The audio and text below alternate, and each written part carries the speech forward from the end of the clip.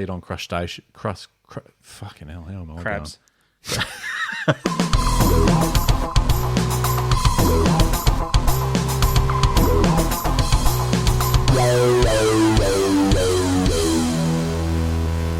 Hello everyone, welcome to the Deep Drop. This is a fishing podcast and we are nearing the end of what is 2025 and what will soon to be 2026, if you didn't know. And if you didn't know that, that's a little bit of a concern.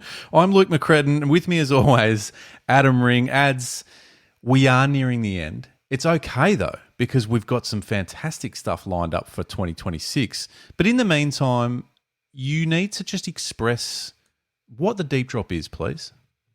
The Deep Drop is like the 1st of December. Right. And this is really legit topical on what's happening right now. Even although it's still cold as a witch's tit, it's summer and it feels good.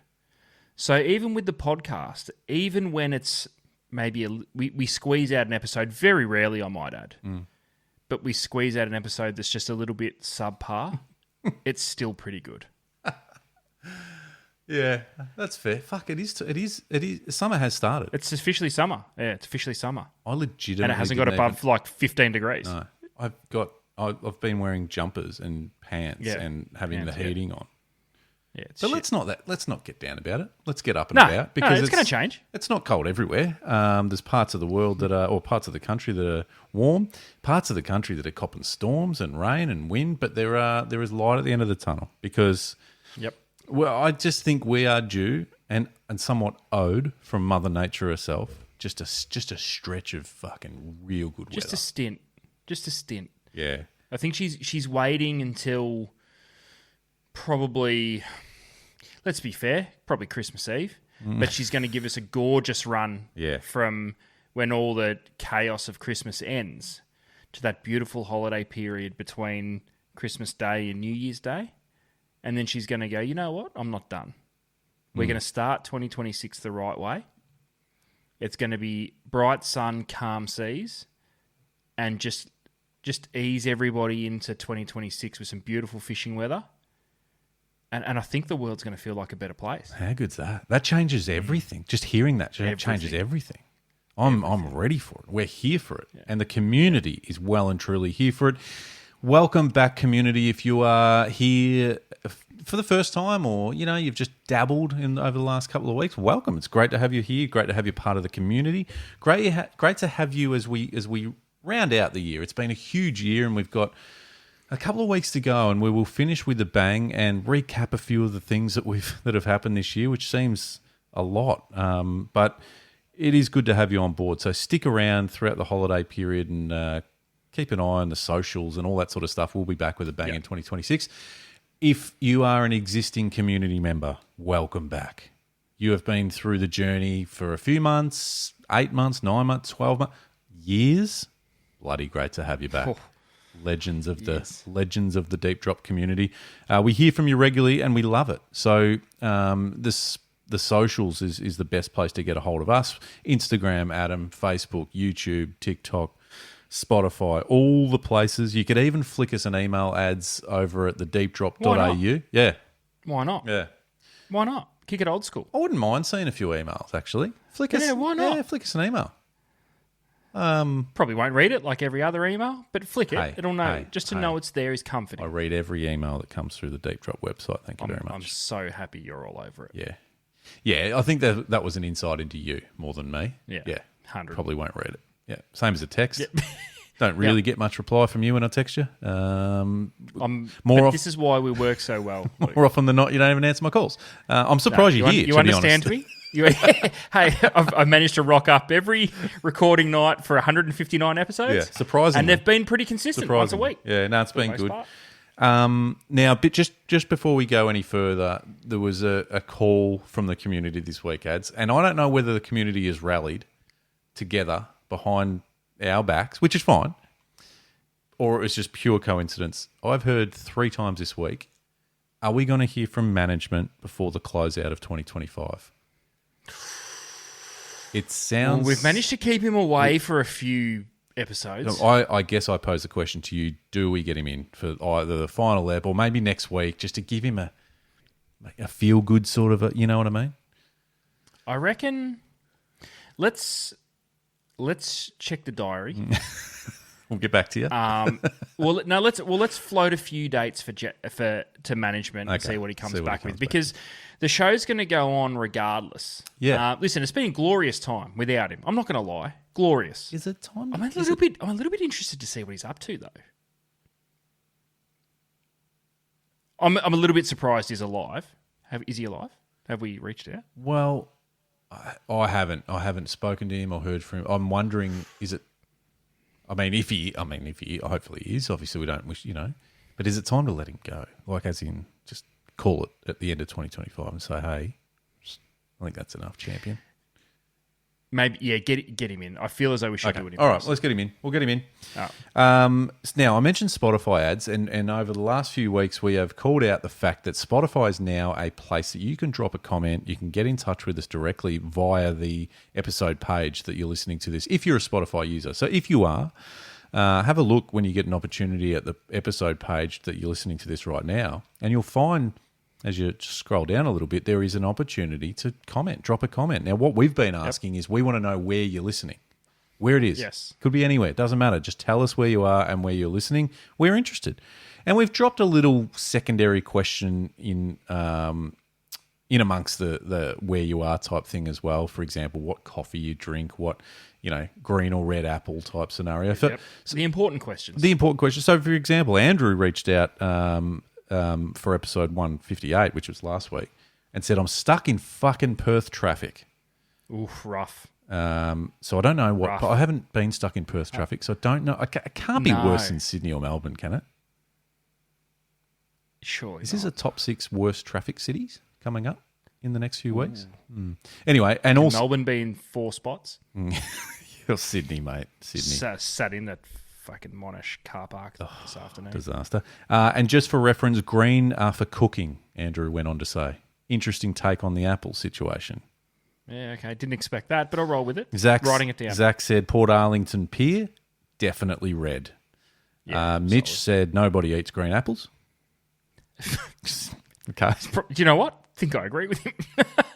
And Nikki said, driving to Gippsland, listening to the Deep Drop again with an emoji of a green apple. So, goes against the grain. Apple. There were a couple of messages that came through Instagram about apples. People are passionate about apples, Adam. My kids have been on a bit of a green apple kick, actually. Yeah, right. Okay. Well, they're generally a red apple clan. Yeah, which is driven from you. Just change it up a bit. Yeah. So thank you. That's great. So we want to know again for episode 159, which you are listening to right now. Where are you? What are you doing? Where are you? Where are you listening to the Deep Drop? And the follow-up question, Adam, is if we could buy you a Christmas present, because it's around the corner. If we could buy you a present, if you had a Christmas list? What is the fishing item that is on that list? What's at the top of your list? Yeah. If the Deep Drop could sling you a fishing-related item for Christmas, what would it be? Yeah. So where are you listening, and what's your Chrissy wish list? Like it. Yeah. Disclaimer: we won't buy it for you. No, but it's a fun thought exercise. It's just a game. So thank you everyone for getting involved in the socials. Build it up. Tell your friends. Let's get this thing absolutely humming. It's been a big year, and we want to keep that momentum going because we think we've got plenty to put to you guys in 2026. In fact, we know we do. So it's good. So I think we're all looking forward to. We are having a few weeks off. I think we're all looking forward to a little bit of a break, ads. But I can't wait to get stuck into it for 2026. If I'm honest. It's going to be a good one. I think it's going to be... Bit more of this. Listen, it'll be... Yeah. Is that a CC in dry? It's a CC in dry. I feel like they've changed the can a little. Is that logo bigger? You know what I mean? It's covering a bit of... Fuck. Yeah, maybe, I just cracked the can. I can't even talk. Yeah. I am looking forward to 2026 because... Listen, I'll be brutally honest. 2025 can... fuck right off, to be perfectly honest. Hasn't been the greatest of years. Well, yeah. I mean, we all have. It's not for any particular reason. I just didn't feel it this year in general. Yeah, no, and we all get that. I reckon at certain times of the year as well. Like at the moment, people down south, Tassie and South Australia and Victoria, are a bit frustrated with weather. South Australians are frustrated with obviously algal blooms and stuff like that. But there's always light at the end of the tunnel, and I think we. I'm feeling the light. Yeah. I'm going into 2026 very optimistic. I do actually think the end of 2025 is going to be pretty good. I'm not convinced this weather can hang around like this. Oh, it's got to break. Surely, it's got to break. Just quickly, I'm getting on the front foot here because the community are red hot with things that we do, ads, and we have made a very common occurrence every start of every month to set a new monthly reso. Now, technically, we are the start of December. We made the call that last month was it. So just before anyone goes, hey, time to set another reso, we've done. Having said that, that's not the end of monthly resos for 2024. Our list still is live. Now, I'm going to post the monthly resolution 2025 list online on Instagram, on socials. It is at the deepdrop.au website, so you can actually go in, track it, get amongst it. See what's up. I want everyone from now to take that list with them, screenshot, do whatever you need to do, download the file from the website, and as I said, I'll post it on Instagram and Facey and all that. I want you to take it and run with it and let us know how you go all along the way, along the journey. Do not, if you tick any of them off, let us know. This has now become our inner high school student that's just finished year 12. All I'm asking is for a secondary cram. Now, I think the vast majority of the year 12s have finished their exams. Some of them have been getting loose for schoolies, and that's awesome. So do that, get that out of your system, get back down here, or get back to home, wherever that may be in this beautiful country of ours. Let's cram the monthly resos.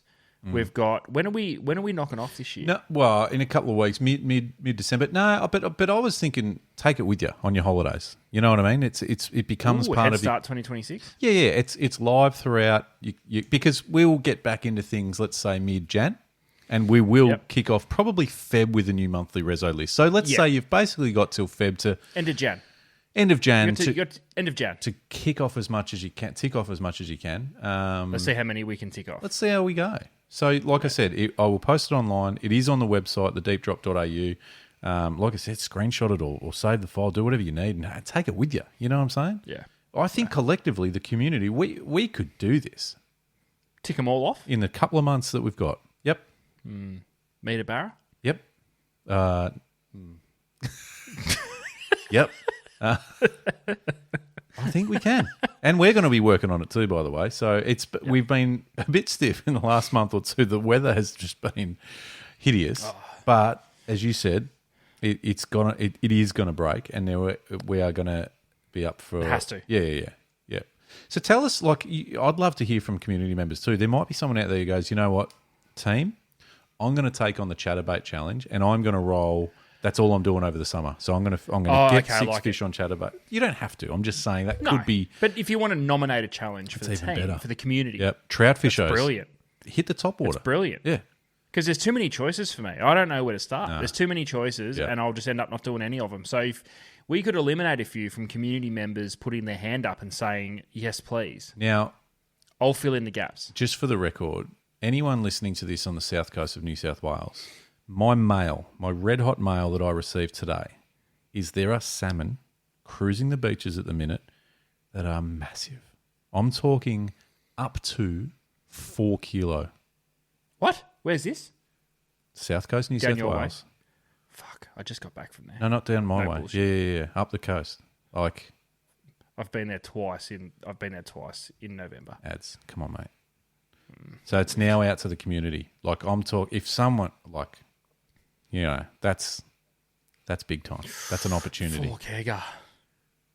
So, what did we want? 2 kegs. We wanted 2. Fucking half of that. So you could knock off 2025 and 2026 in one fish. You could get it bitten in half by a shark and still tick it off. And still win. Yeah. How good would that be? Just saying. You bring in half a salmon, that Still half 2 weighs 2 kilos. That would be epic. Now, I thought I was in with a shot. Now, we didn't touch on this last week. I think it was we're in a bit of a frazzled sort of everything was a bit of a rush, as it feels like this time of year. Not so much the show, just where we're at. I spent some time a couple of weeks ago, ads on the Central Coast, New South Wales, beautiful part of the world. Stunning, everything about it. Lake Macquarie. Went up to visit the pure fishing team, so people might be familiar with Berkeley and Penn, Abu, all that. Those guys, and we spent a few days together, which was great. We spent a day on the water, we managed to get some really good weather, which was a bit bizarre to me. I was like, what's this? Yeah, it's weird. What, low wind? I thought wind always blew 57 knots. And I fished with a young bloke. Shout out Tommy from Pure Fishing, who's a young up and coming ads, and we talk about the next gen of industry. He's the shit, this kid. I like it. And I was on his boat, and I thought, I'm feeling good about life. And we were talking flatties, and there's some big fish kicking around, and I thought, okay. And then I went, I could be in with a shot. 80 centimetre dusky is what we set on our monthly resos. Yep. Anyway, went out. We got some flathead. Nothing near 80. It was sort of, I think, 70. High 60s might have been where we ended up as far as biggest. Good fun, good day, happy days. That's not what I'm here to talk about. I was challenged with something, ads, that we talk about fishing mentality regularly, whether it's snag fishing, lure fishing, bait fishing, whatever. We talk about the mentality, the psychology of fishing. I found myself in a position where I was a bit fucked. From a psychological point of view when it came to the fishing that we were doing. Now, talk me through it. We were, as I said, flathead fishing predominantly, with the chance of picking up a dewey. Obviously, we fished some boat holes for brim and that sort of thing. But flatty was the key. That was what we were chasing. My mentality is shallow sandbars, drop-offs into deeper water, even some snag, bank fishing, that sort of thing. Mm-hmm. We fished in 9 to 10 metres of water.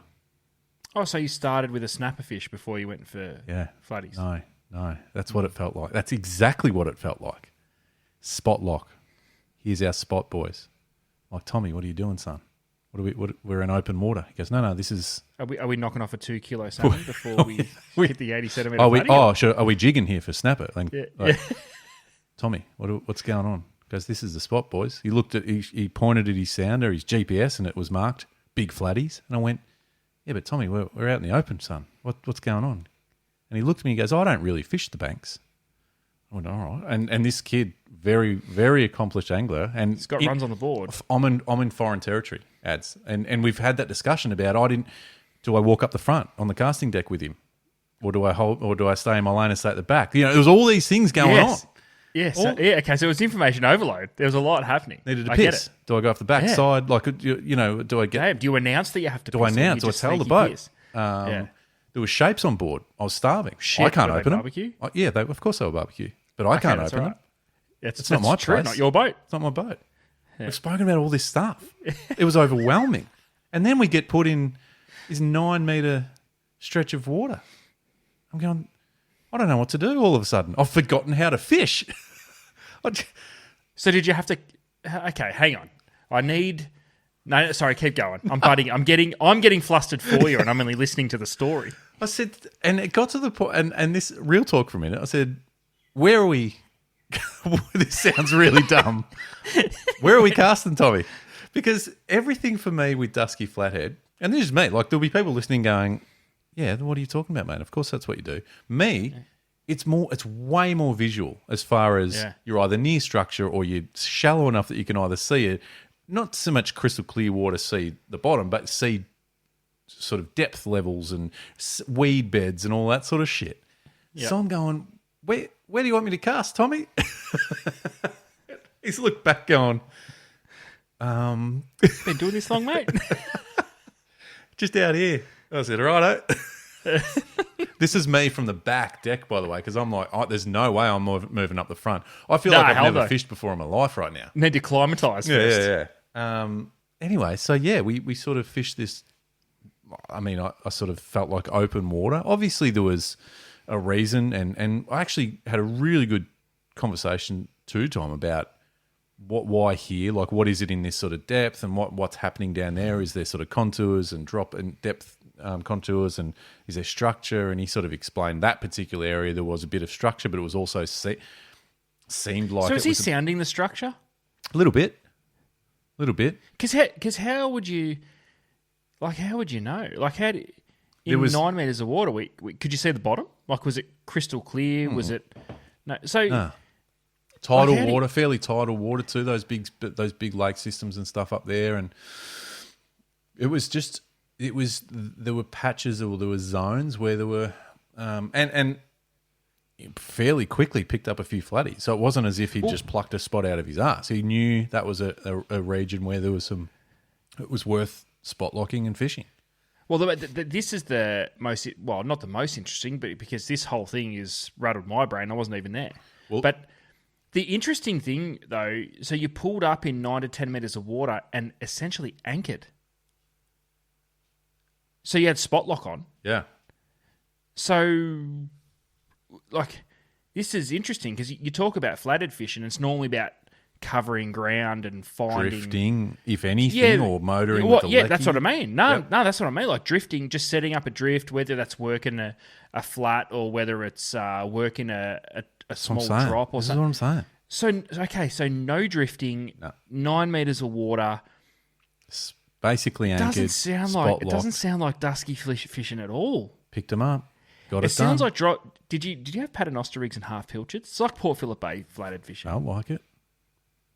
It was, yeah. But it was interesting though, and I loved it, by the way. And this is what we talk about this stuff all the time. Anything that challenges us mentally is like, that's a great thing. That's such a good thing. Yeah. And I think when it's something that you almost sort of go, flathead fishing, like, you know, it used to, remember when and I know they're not duskies, but remember when flathead were just horrible bycatch when you were trying to chase snapper, or it was just a flathead. But it's all of a sudden, and like I said, dusky flathead, so a different species than necessarily in the bays, but it was like, now there's so much to it. Each to their own, each location to its own. That sort of Central Coast, like even places like the Hawkesbury River down a bit, like they're so fucking foreign. They're so foreign. I was talking to the boys when we were there, and I remember I've fished Hawkesbury a couple of times.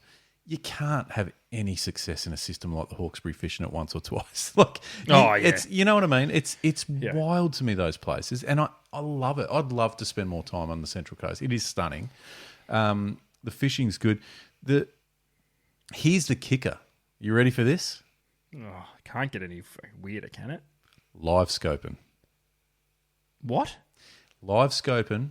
And I said, so you're picking up flatties? He goes, you can. He goes, but here's what I'm looking for. And twisted it. Goes, there's bait. Cast. Fish on. Oh, okay. This all of a sudden starts to make a tiny little bit more sense. Okay, this is interesting. Okay, so...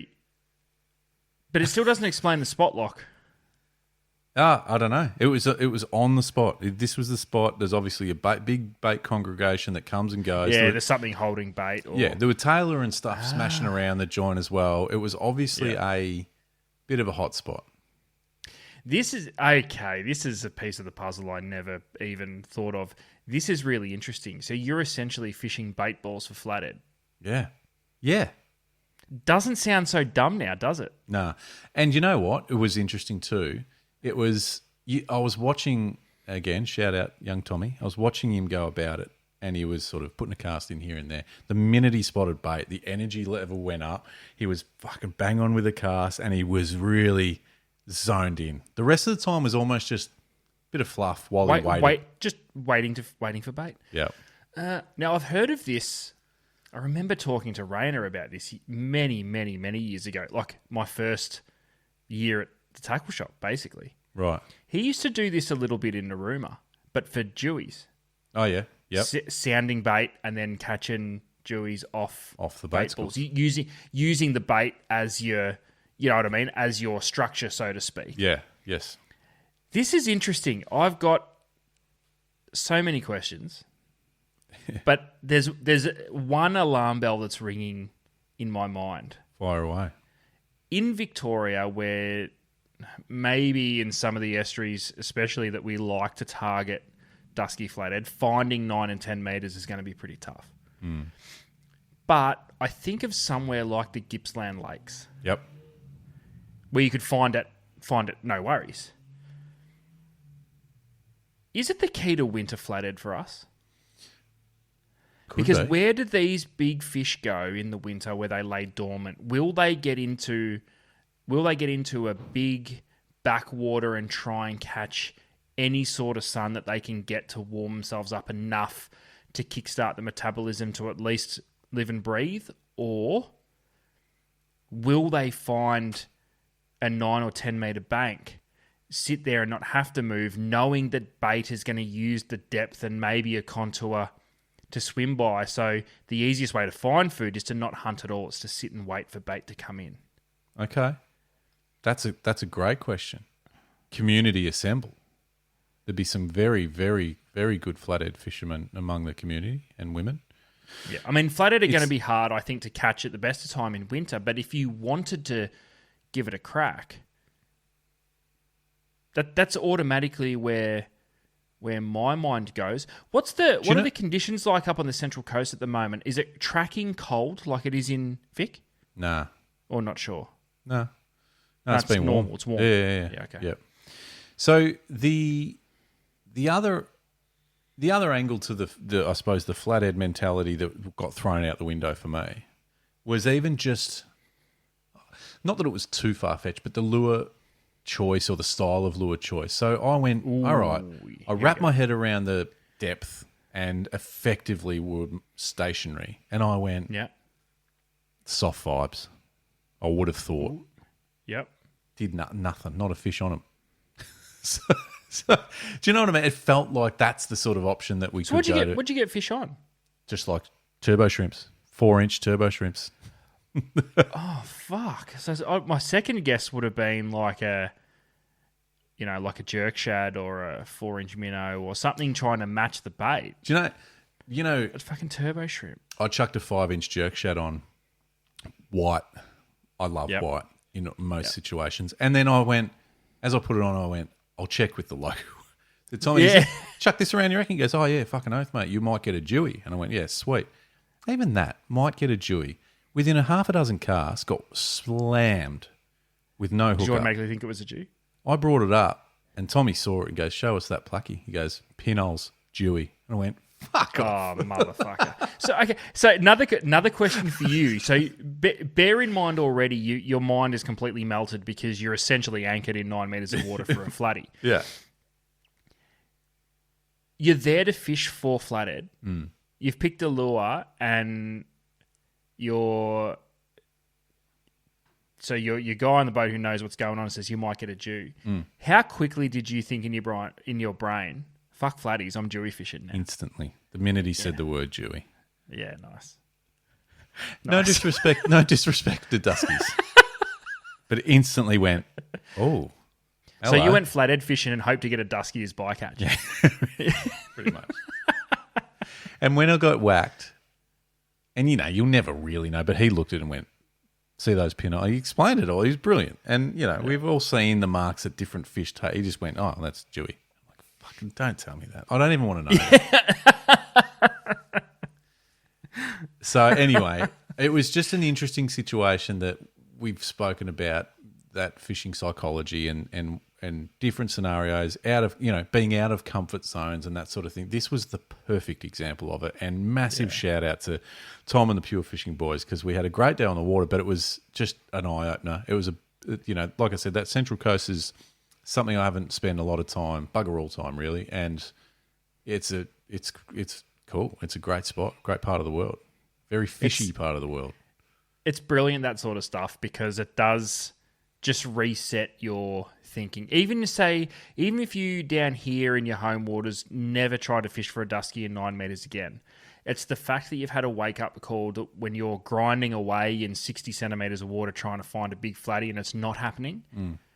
You've now got information from somewhere else in the country to go, why not? Why not? Should I be trying something to the effects of the exact opposite of what I'm doing right now? If we're just cruising around, and this is a question to the broader community as well, but like it all it makes you, and it seems really simplistic comment, but it when you sort of have those situations, it's almost like in those estuary lakes and rivers, if you go over a school of bait, it's worth a cast every time. Yeah. Well, this is the other thing. How many times have you sounded bait and gone, oh, sick, bait, off to the flat that's 400 meters away? So often. Everyone has done that. Oh, look at all the bait, you say as you're cruising past at 15 knots. Like, it's yeah.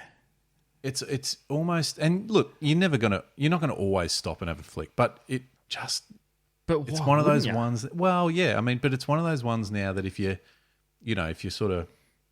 drifted off a sandbank or whatever, and you're in deeper water, and typically bit deep now, let's head back, but before you sort of go, well, let's just cruise for 5 minutes because the first patch of bait we see, let's fucking pepper it.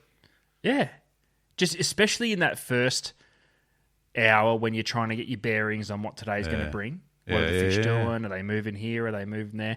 One other real quick question for you before we hit the first break.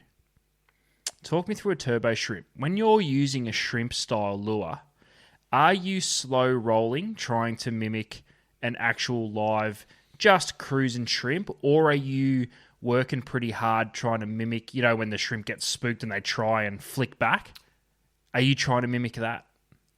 That, in my head, is what I was kind of thinking I was doing. Now, whether or not I was doing that is a different story. But it's got legs, and it's not over the top, sort of leggy and action based of a yeah. But if you see a live shrimp swimming, there is no action. No, and that's true. You see the little furry bits on its ass that sort of underneath it flick about a little bit, but it tends to hover and just, you know what I mean, and just cruise slowly. It's not till it gets spooked that it kicks. I think with that sort of stuff, I've often thought about this with prawn style lures. Should we just be winding them and hoping they do as little as possible? Maybe, and yeah, absolutely, maybe. And in that depth, though, I reckon it took me a little bit just to get the feel of where I was. Am I getting into the right zone? We're fishing fairly light for that optimal slow sink. Yeah. But then just hopping, because I figure it's got a bit of a fleeing action if you hop it. Do you know what I mean? That's it. And that makes sense. That makes perfect sense. So it's one of those things too that obviously those guys are using gulp 99% of the time they go out. So you know what it's like when you get dialed in on a particular lure or style or whatever. You know exactly how you need to work it, and you know exactly how it feels on the rod tip when you're working it correctly, or you know how much hang time it needs. Is gulp bait fishing? Well, I don't know. What does the community think about that? Okay, write that down. That's a tire. Bait fishing. If you're not opposed to either, it's a very effective bait system. That's not what I'm asking. It is a ridiculously effective lure. I just want to know if it's lure fishing or bait fishing. Yeah, I don't know. What do you? Yeah, I don't know. It changes everything if it is categorically known as bait fishing, because all of a sudden King George whiting I've been catching for a while on Silverback worms. Null and void. Is it? So is it the midway point to another conversation we've had on this podcast? Is it lure fishing with bait? Could be. Is it the midway point between? I tell you casting, what would be interesting is to have a conversation with some of the science behind that stuff is actually pretty interesting, and it does make you feel like you're down the path of bait more than artificial. It's almost more real than artificial. Maybe that's the question. Is it more? What's it closer to, so artificial live or real? There's a lot. Fuck, it's live bait.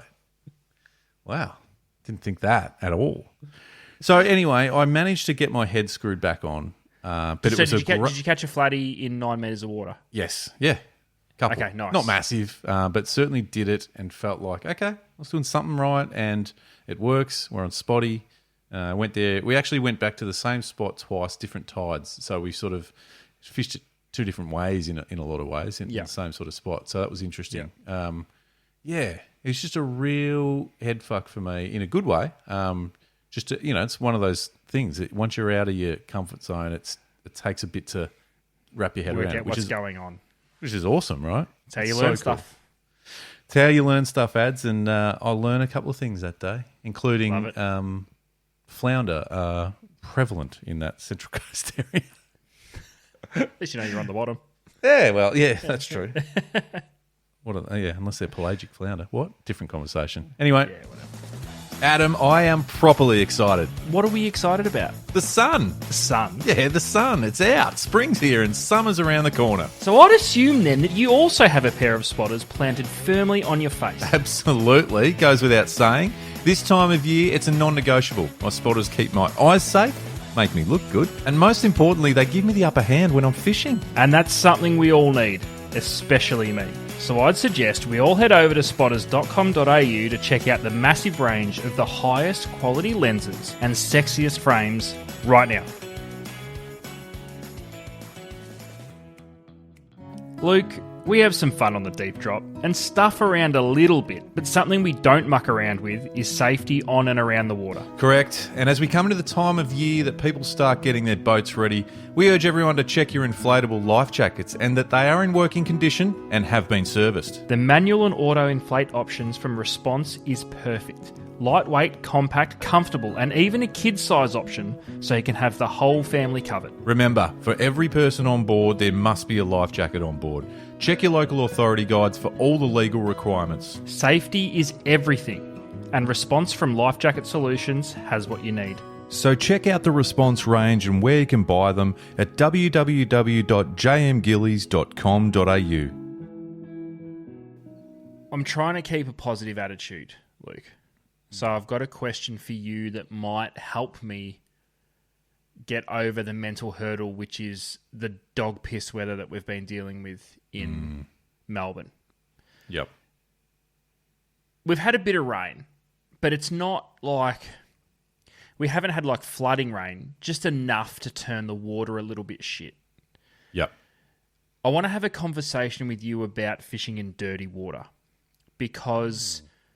When I see dirty water, if I drive over a bridge in my travels for work and I see that it's dirty, salt water or fresh, my first thought and an instant thought is, oh, that'll be shit.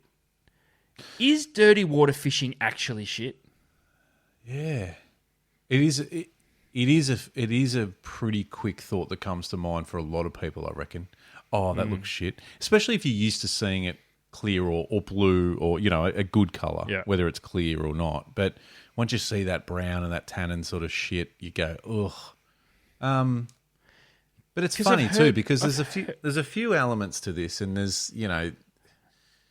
there's situations where there's evidence of it being a really good thing. There's situations and scenarios where it's not dirty water; it's just the top little bit that the fresh is sitting on top of, and underneath is great. I don't know is a straight up answer. I don't know because I'm not across it all, and I don't know the actual answer. What we can go off, Adam, is experience, and I think you would probably be in the same boat where we've had sessions on snapper in Victoria after rain where there's dirty water's in shallow, and you fish shallow 4 or 5 meters, and those snapper are absolutely piled up under that dirty water. So in that scenario, it's a good thing. But because I sort of thought to myself, all right, well, where in actual fact does dirty water realistically not mean a thing? And the only situation I could think of, and I could be wrong because I've never done it, but you see like these epic runoff barra trips where, there's just a lot of mud and a lot of shit and it's dirty 3/4 of the time, and that's why we use gold and black and all this. It can't be real bad, but it kind of seems to be. Like you said, we had a conversation on the pod a few weeks ago. You went for a trout fish. If the fresh water is dirty, it's still fucking fresh water. Because you're spot on with what you said with the salt. Yeah, okay, it's dirty and you get this X amount of top layer that's pure fresh if there's getting a bit of runoff from somewhere. And I don't know if that's legit or it's just something that us fishers say to make ourselves feel better about fishing in dirty water. But if a trout stream is dirty, is it shit? Because we've got enough lures these days. It feels shit, but we've got enough lures that make it still easy to find in dirty water. Now, whether, the abundance of chartreuse and, black if we're trying to go with a silhouette or holographic if we're trying to catch any sort of sun. Listen, I'm trying to find a way to get excited about if I go somewhere and it's dirty that I'm like, no, this is okay. I just need to change this, this, and this. So let's just start there for a minute with trout. And I think I want to move on to estuary, especially I think you could probably talk to it pretty well. But let's start with trout for a second. If you get to your river and it is dirtier than normal or it's got dirty water running through it, and you go, well, I'm going to fish it because I'm here, and it still should be right because it's still fresh. What do? What's your lure? Because it changes everything, I think, as far as your mindset of you might start with a F5 Rapala hard body, but all of a sudden now you go, oh, well, should I just chuck a spinner on because it makes a bit of noise and it... Do you know what I mean? Like, where does your head go? Well, this is where I'm a proper peanut. I won't change. And this is why I want to have this conversation. No, but maybe that's a good thing, though. No, but this is why I want to have this conversation. So your trout example is a great one. Say I was to walk down to a river that I'd normally fish and I'm having a look and the water's a little bit shit and I've already got a brown trout or a rainbow trout patterned, whether it's float or canton, whatever. There's billions of them. I've got them tied on. I'm still going to cast for half an hour doing it anyway because that's what I'm confident. Is that a reflection that's what I'm saying. You just can't be fuck cutting it off and retying?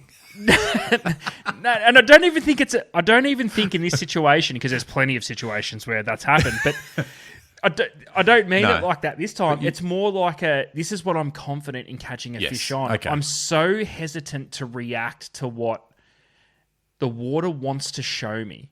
It wants to give me the answer and I don't want to listen to it.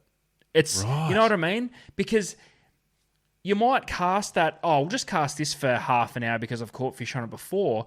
But for every cast that you don't catch a fish in that dirty water, you're like, this is shit and dirty, I'm just going to go home. Rather than go, I should be fishing a spinner, or I should be fishing a spoon, or I should be fishing a hard body that's got a loud rattle, or I should be doing something other than the lure that's not working. Because I can blame the conditions, not that it's just a slow day fishing. We're much quicker to blame conditions and things outside of our control. I think you're right. I think what dirty water does is end fishing sessions a lot quicker than if it wasn't dirty. Yeah. But I don't know what the answer is, and I would suggest that still have a crack, because in your opinion, or in your point there is fresh water still fresh, it's just dirtier. So, but do fish completely shut down? I don't. Because what if it's skinny water, shallow, narrow river for trout, narrow, skinny water for bass, for estuary perch, for bream? Does it shut bites down, or do the fish just go, I'm gonna have to work a bit harder today, or do they go, doesn't bother me? Well, it's angler mindset. It is because how long are you willing to fish for, knowing that it's going to be tougher than normal? And this is another area of fishing that I proper struggle in. If I get down and know that today's going to be tougher than normal, or I'm hit with a situation that I wasn't expecting as far as conditions, I straight away I'm already on the back foot. And I'll openly admit it. I'm not great at reacting on the fly when something changes or something looks like I didn't expect it to look. Yeah. Hence why I'm having this conversation, because fresh water, I can talk my way through it to a point. Fresh water's still fresh. Now, it's when you get into an estuary situation, and the bay situation, I think, is the most insane anomaly of all this stuff. Because if you've got a layer of fresh water sitting on top of salt, the first thing you want to say is the fish will be in deep. But snapper will come in shallow and sit in shit with lower salinity. Why? Yeah. What's that triggering? Well, because I question, there's a couple of things that I question, and I have no idea if this is right or couldn't be further from the truth, but it's the same as offshore. When sometimes you get a bit of a push of after heavy rains of water that's murky pushing out off, out of a river mouth or off a headland or whatever, but also currents that have pushed down slightly dirtier than normal water. In my head, I like to think that it's some sort of shelter for bait schools to sit under. They're not in open water anymore. They've got this sort of faux protection from what, like this giant shadow of fresh or rainwater or just dirty water. So my thought process is, if that is sort of seen as some sort of protection or shelter for bait fish, equally the bays, offshore, inshore sort of reefs, whatever, then surely predatory and pelagic fish aren't far behind. But what would bait see as shelter in dirty water? Because dirty water generally means a change in salinity. Yeah, I'm more thinking that layer of fresh water that sits on top, like in just a section of water. So it's not, I don't think that dirty water flow, even in the bay, is from top to bottom. No. So I'm sort of seeing that in my weird mind as almost a cover of darkness that, whether it's bait fish or even, to be honest, even if it's snapper moving in because they feel like it's an opportunity to get into those shallower parts to feed on fucking hell, how am I crabs. Crustaceans, crabs, all that sort of shit without being, I don't know, exposed. I don't know how they think, but do you know what I'm saying? Like, and same. So that's why I think, like, if you've got a current line that has some sort of, different water clarity and there's almost a lid on it, schools of slimies and that will go, fucking, let's hide under here, guys. So then what makes... Because you hear a bit in the like bay and open water sort of arrangement. Yeah. You'll fish a dirty water line. What's that doing? It feels right. Is it like... It feels like something should happen. It's an angler thing. Yeah, it's an angler thing. That's it. It might. So let me. Because it does feel right. Because it does feel right. Let me take this on a different angle. Because as anglers, we think we know it all. We fucking think we know it all. And we can't fish in that. The brim aren't going to chew because the water's fucking filthy. What if? And correct me if I'm wrong, scientists out there, if you're listening. What if the dirty water flow that came down actually makes it easier for brim to see? Actually, just go with me. Easier to... We don't know. Hey, you're not behind a fish's fucking eye lens, mate. Well, I'm pretty sure if I walk into my bedroom and someone turns the light off, I can't fucking see. You're a human. Go with me on this.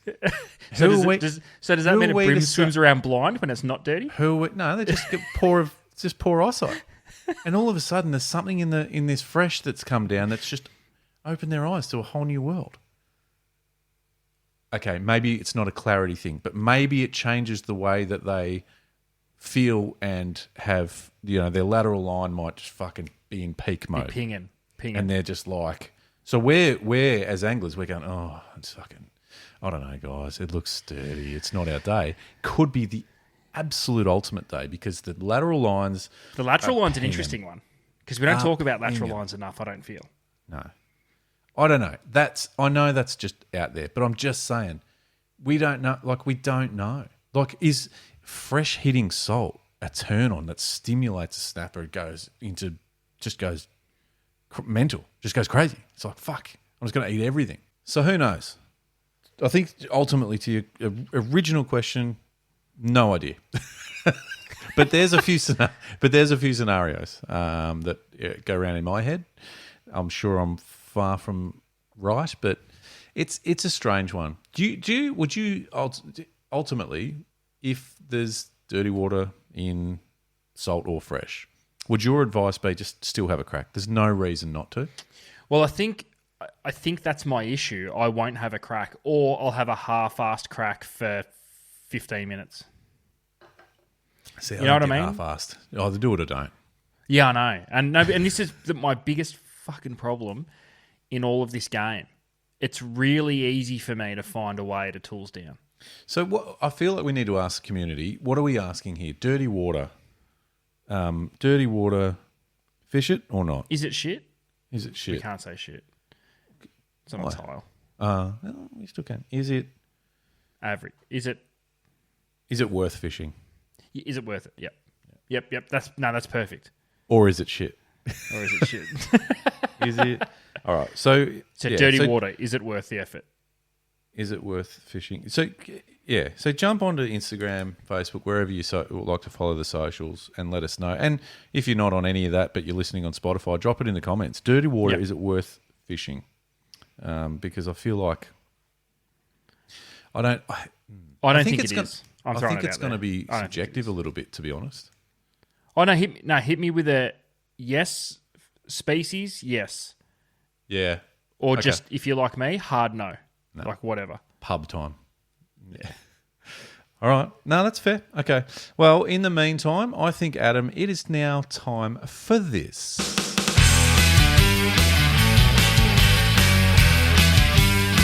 The deep drop. Top 6. That's a big statement right there. There's nothing more that I would love to see than the Deep Drop Top 6 theme be performed by a number of... You know those compilation albums that where like artists record a song or versions of a song, you know, whatever. Imagine just lining up artists to perform that. Who would do that well? The Screaming Jets would do it well. Yep. It's a Green Spoon would do it well. Oh, the Spoon. Yeah. Rage Against the Machine. It's would too. It's got a bit of a rage feel about the riff. Yeah. Yeah, you're right. Yeah. Anyway, if you're a muso out there listening and you'd like to, do a version of that, let's hear it. It's like our own a version. Yeah. Like a deep drop version. Now, speaking of music, it's kind of on theme with what we're talking about tonight. The top 6, we're going down the path of music. We're massive music fans, Ads. Everyone that's listened for a while will know that. We often reference music. We've got our own playlist on Spotify, the Deep Drops Fishing Tunes playlist. If you need a pump up, all you need to do is hit play and shuffle and just fucking sit back and enjoy. Or don't sit back. Go fishing, go running, go bike ride, do whatever you want. Fish in the dirty water, whatever. Fish in the dirt. You would fish dirty water if you had the tunes playing. 100. I'd fish all day. Yeah, and then when it gets too hard, you just sit on the bank of the river and listen to the Deep Drops fishing. Rock out for a little bit. Yeah, but that's not what we're talking about tonight. So the top 6 tonight, Adam, is it's a bit specific. It's a bit niche, but okay. Tonight we're talking about the top 6 Australian singer-songwriters. Okay, this is interesting. Talk me through singer-songwriter, because the first thing I did was just started naming lead singers of my favourite bands. Yeah, so we did lead singers a few weeks ago. So it's not that. So this is a bit... I don't know if there's a technical description of what a singer-songwriter is, but ultimately we're talking about a performer, not so much a band. It is but at the same time, it could be from a band who has gone on and had a bit of a solo run, or has written and performed for other people, written for other people, is a genuine singer and just musician, songwriter. I think you'll know what it makes sense when we go into it. We've got what I think is a really solid top 6. Mm-hmm. I'm a massive I think the singer songwriter sort of genre or group is dying. Does Vanessa Amorosi count? Is she right? She'd be in the mix. I think this group is a dying sort of category, and it makes me sad. And what I mean by that is the names that come to mind are like late 80s, 90s musicians, singer-songwriters, or even earlier, to be honest. But I don't know of a singer-songwriter, Australian singer-songwriter, current, like Vance Joy or something like that. But you know what I mean? It's not a pet, like... I don't know. I wonder... I don't know if it's necessarily would be a dying art. I just think maybe... It's just not the in thing at the moment. Yeah. Like, and it's kind of like we said about like rock, because remember we were talking about rock lead singer like Bon Jovi and Axl Rose and that. They're not around at the moment. I would love to see it come full circle, and all of a sudden it's, you know, Bon Jovi with his hair going, you know, but also singer-songwriters that are. So they're still around, but that's not. That's right. They're not the focal point of whatever mainstream because. Well, Luke, I think you and I, like, we listen to a lot of music that's generally the way I say it. It's stuff that you would go to watch a band perform live. Doesn't really involve too many DJs. Doesn't involve any pre-recorded vocal backing tracks.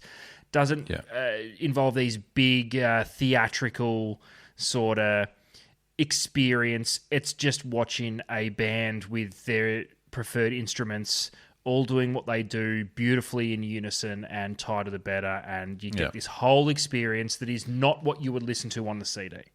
So, yeah, exactly. Or Spotify. CDs, fuck me. CD. Well, who's got a CD player? I've got the CDs. I don't have a player. Yeah. So to give you an idea, so we've put together a 6 ads that I'm really comfortable with. But before we go into it, there's some honourable mentions, and there's lots that I reckon we've missed. I think we've missed some, even just on my honourable mention list, to be honest. But for example, Casey Chambers. Yeah. Great. Probably could easily be in the top 6. We argued about it for the record. Peek behind the curtain. It got violent at one point.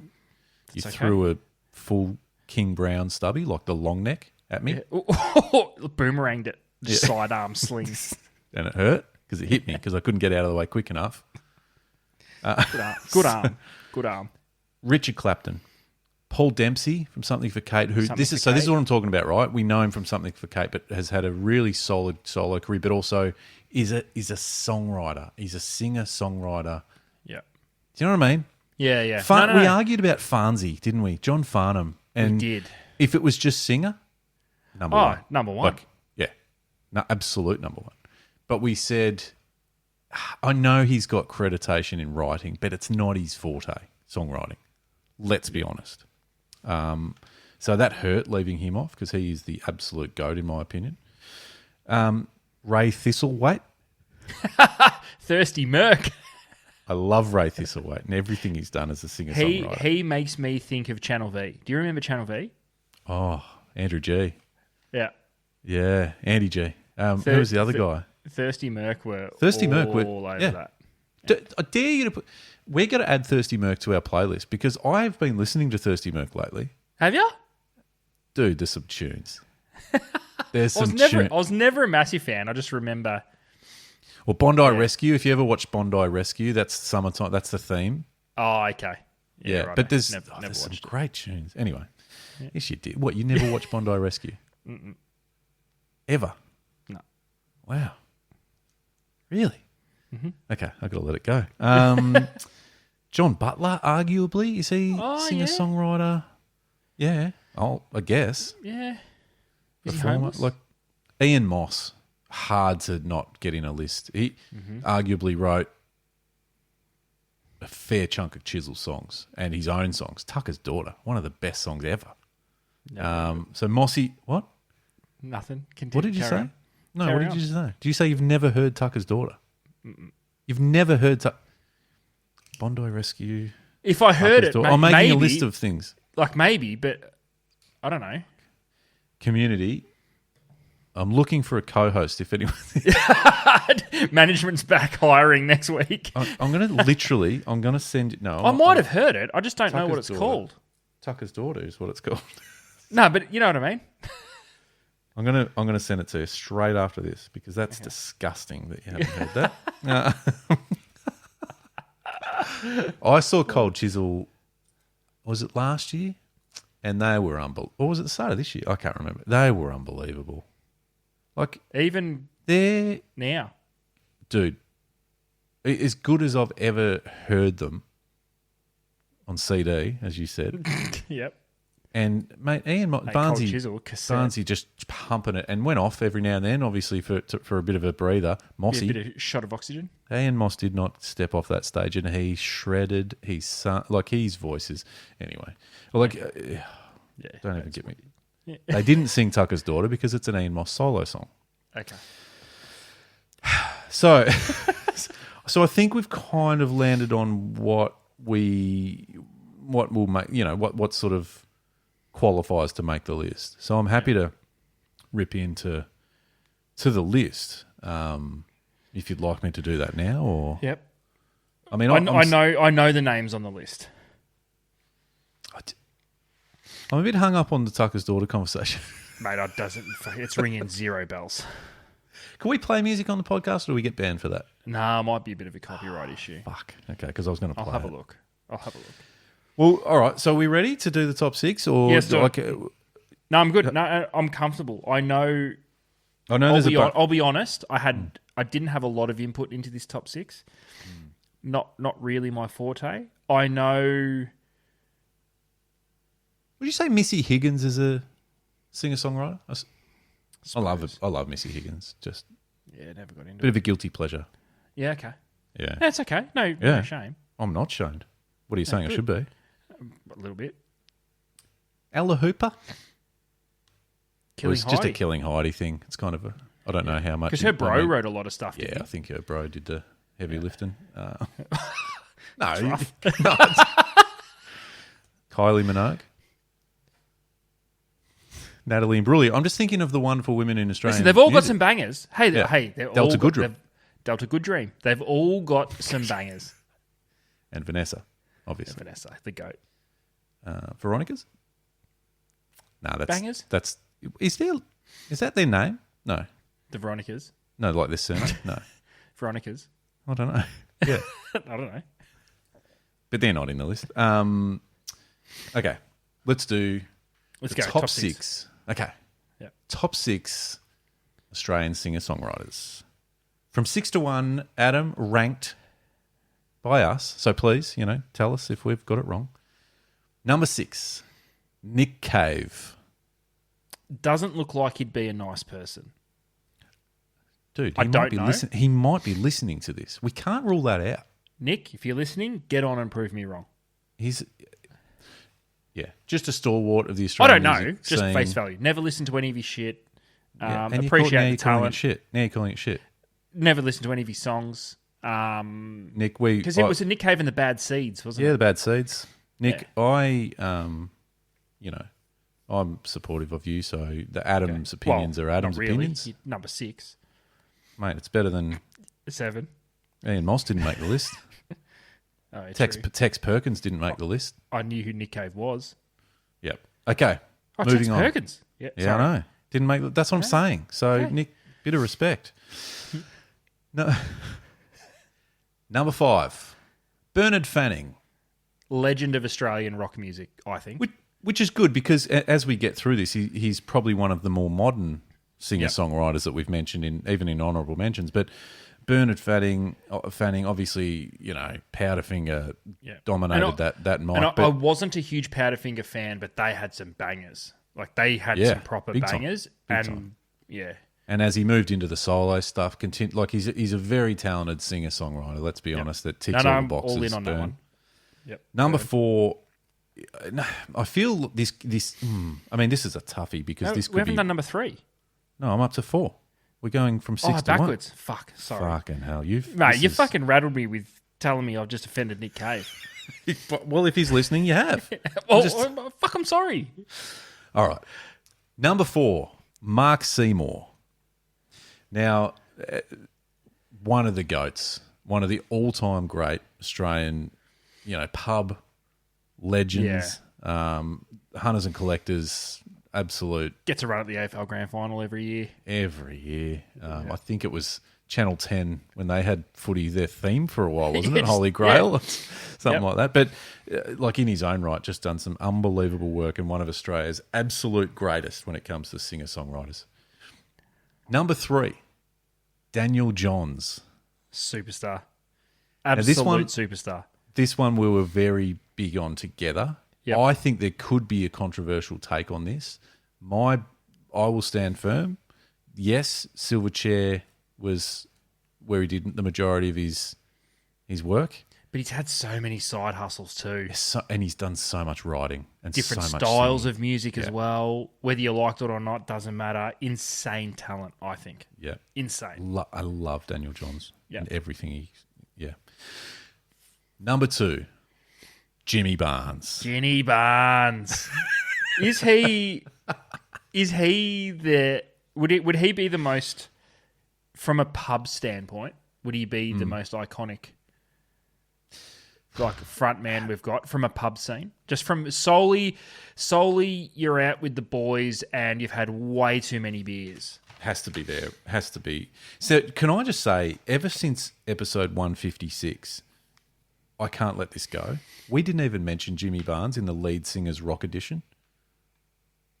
And I know that was global, so we were talking about some big names like Axl Rose and Eddie Vedder and whatever. But Freddie Mercury. But I'm not putting him up there. But we didn't even give him an honourable mention. Honourable mention. I'd like to take that back and add him to the honourable mention list. Yeah. For that one. That's okay. He got on a list. That's okay. He got on a list. Yeah. Barnesy wrote some bangers. Had an amazing career with Cold Chisel and solo. Great singer-songwriter. Yep. Lock it in. Now, Adam, as we've done previously in a few lists, including Tim Tam's Freddie Mercury, there is a clear number 1, and in my opinion, it's not really close when it comes to Australian singer-songwriters. Number 1, Paul Kelly. It's about this time of year that it gets played on repeat too. Makes a sweet gravy. Makes a sweet gravy. Still kicking around, still on tour. Still writing tunes. A poet, a singer, a songwriter. Everything about Paul Kelly ticks all the boxes when it comes to the category of singer-songwriters. Yep. And tell me I'm wrong, because you're wrong if you tell me I'm wrong. Just a little tantrum over number 1. What do you think? So what do you think? I think listen, that's solid. For my limited knowledge on some of the artists, I don't want to throw any shade, except for Nick Cave, apparently. Jesus, still going on about it. He's still listening. I'm happy with the top 6. I'm happy. Can you imagine? And we can both probably confidently say 100% there is no chance Nick Cave is listening to this podcast. No. Could we reach him? Could we get something happening where I fucking hope not. It's like I don't want to get roasted. I don't want to get roasted in my own podcast. Where we get to Nick Cave somehow. Is there anyone out there who's got a connection with a connection with a connection? Let's get Nick Cave on, and you and Nick Cave can have it out, and just talk. Two grown men talk about your indifferences, and let's do it on the show. He looks intimidating. Well, that's okay. He looks intimidating. He looks tall. So is he tall? He looks really tall. He looks tall. Yeah, he looks tall. Can we just get everyone tagging Nick Cave, presuming he's on Instagram? No, don't do that. I want this to. No, don't do that. I want this showdown to happen. You're tall. Yeah, it'd be a good match. Yeah, I suppose he'd have to be pretty tall if he was gonna. Yeah, but still, if this happens, dude, we'll get Nick Cave to do a live show with us. Fuck. Oh my God. Anyway, it's getting late. We're getting delirious. That's the top 6. Tell us what you think, community, of the top 6 Aussie singer-songwriters: Paul Kelly, Jimmy Barnes, Daniel Johns, Mark Seymour, Bernard Fanning, Nick Cave. If that was a concert, mate, you'd pay thousands to watch those 6 acts, wouldn't you? Vanessa would be the support. Amorossi. Support act. Yeah, support act. Yeah, that's what I said. Yeah, just warms up the show. Yeah. I'm okay with that. Tell us what you think of the dirty water fishing. Is it worth fishing? Yeah. Dirty water. I need some help on this. Yeah, and why and what? Like, so what species is, what scenario? The flathead mentality one, I mean, I think we've all been there in situations, whether it be flathead or it be any species really, where we've just been thrown. We'd love to hear your situations. Don't be afraid to drop us a voice message. And of course, get in touch on Spotify. Tell us where you're listening right now and what's on the top of your Christmas list. Yeah, well, if the Deep Drop could send you a Christmas gift, fishing related, what would it be? Yeah, what would it be? Yeah. What would it be for you? I'll get back to you. A Nick Cave best of album. I'll make Best I'll of make Nick a list. Cave. I'll make a list. All right, sounds good. Thank you, everyone, for listening. We are nearing the end of 2025. Don't go anywhere, though. We're after a little break. There's a couple of episodes to go, and then a little break, and then back into it. Back into it for a massive... Thank you, Ads. You have a good one, my friend. Peace.